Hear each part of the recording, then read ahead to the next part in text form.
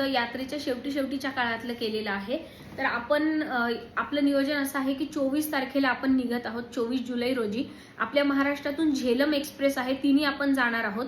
तर झेलम एक्सप्रेस पुण्यावरून निघते आणि नंतर जवळपास महाराष्ट्रातले 8-10 गावांचा स्टॉप घेत घेत ती पुढे जाते. तर तिच्यात प्रामुख्याने पुणे आहे, दौंड आहे, अहमदनगर आहे, जळगाव आहे, कोपरगाव आहे, मनमाड आहे, भुसावळ आहे.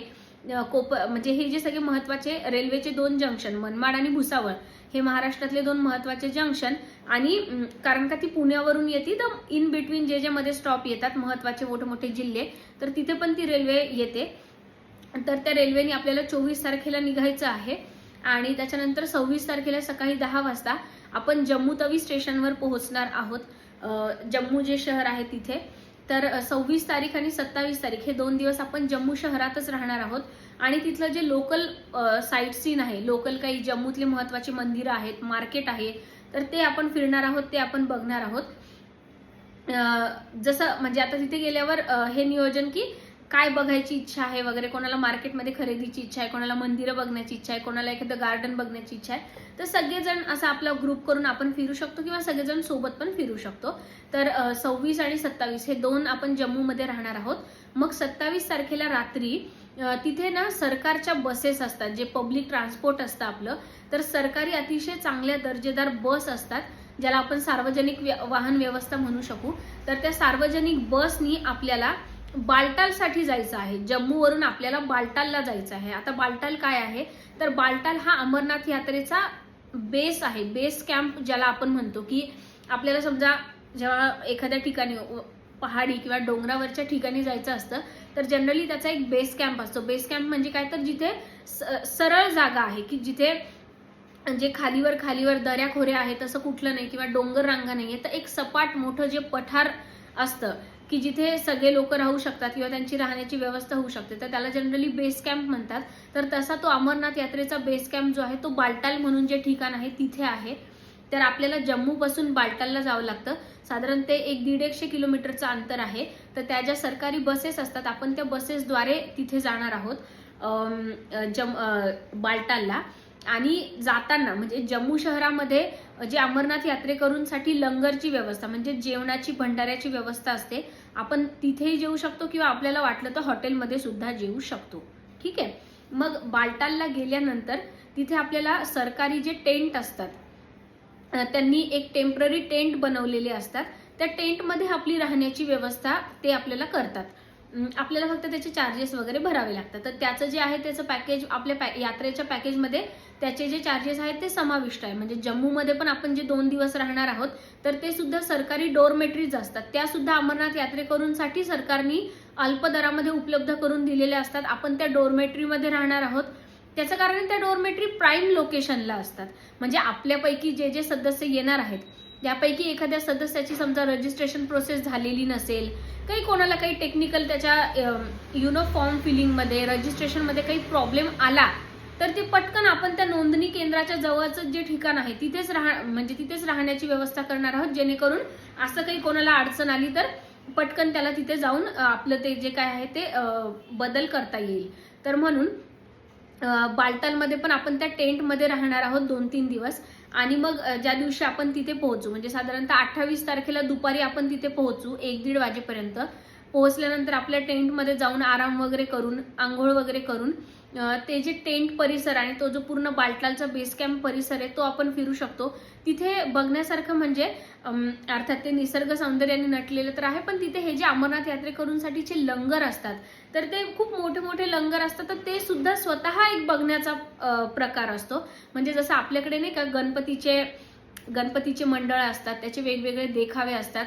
तर हे जे लंगर असतात ना, तर या लंगरमध्ये सुद्धा तशा वेगवेगळ्या प्रकारच्या ज्याला झाकी म्हणतात उत्तरेच्या भाषेमध्ये, हिंदी भाषेमध्ये.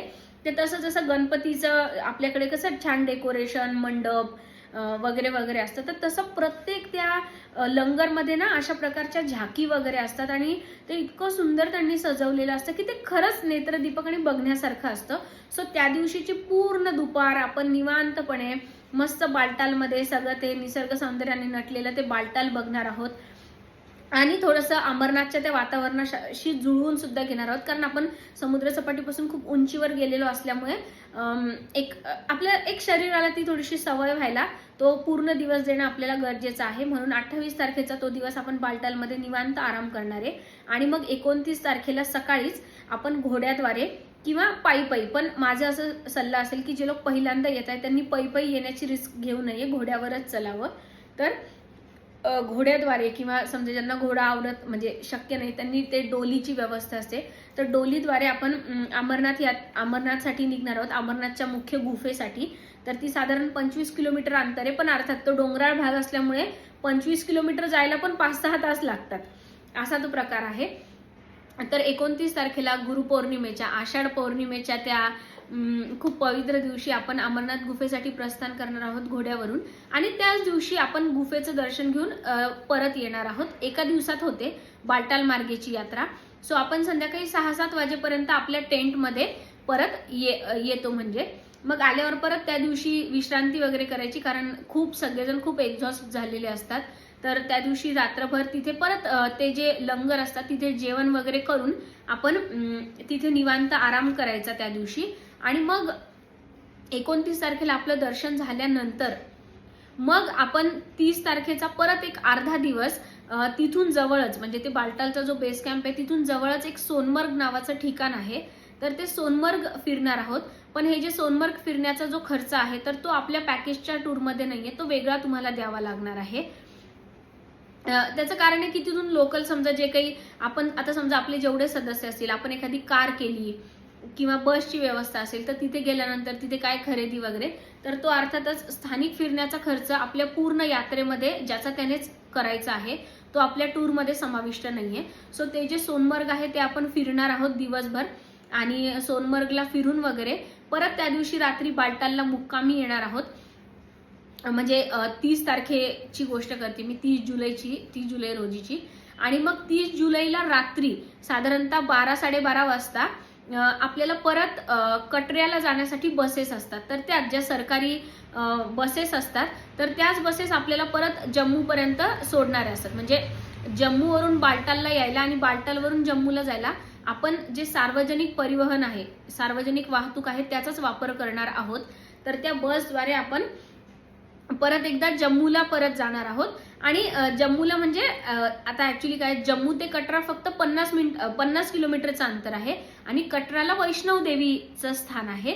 सो आपण म्हणजे जम्मूला जाण्याऐवजी आधी कटरा आहे तर आपण कटराला उतरणार आहोत. आणि त्या दिवशी मग आपण म्हणजे 31 ऑगस्टच्या दुपारी वगैरे आपण साधारणतः संध्याकाळपर्यंत कटऱ्याला पोहोचू. सो त्या दिवशी रात्री परत एकदा कटऱ्याला आपण फिरणार आहोत, कटऱ्याचं मार्केट वगैरे, कारण तिथे भरपूर मार्केट आहे. विशेषतः अक्रोड वगैरे किंवा गरम कपडे वगैरे तिथे खूप चांगले मिळतात, त्याचं चांगलं मार्केट आहे. तर ते आपण फिरणार आहोत. आणि मग 1 ऑगस्टच्या रोजी सकाळीच आपण 4 वाजता वगैरे स्नान वगैरे करून वैष्णव देवीसाठी निघणार आहोत. तर वैष्णव देवीचं पण 2-3 आहे, एक तर पै पै पण जाऊ शकतो, घोड्यावर पण जाऊ शकतो, इलेक्ट्रिक व्हेकल सुद्धा आहेत. तर या 3 पैकी सर्वानुमते ज्याला जो पर्याय योग्य वाटेल किंवा सगळ्यांचं ग्रुपचं जे ठरेल तर त्या वाटे आपण वैष्णव देवीला जाणार आहोत. आणि 1 तारखेला रात्री आपल्याला 11:30 वाजता कटऱ्यावरून परत एकदा झेलम एक्सप्रेस आहे, तर झेलम एक्सप्रेसने आपण परत एकदा महाराष्ट्रात परत येणार आहोत. तर साधारणतः 3 तारखेला सकाळपर्यंत, 3 ऑगस्टला सकाळपर्यंत वगैरे आपण पोहोचणार आहोत. तर अशा प्रकारे हे आपलं यात्रेचं नियोजन आहे.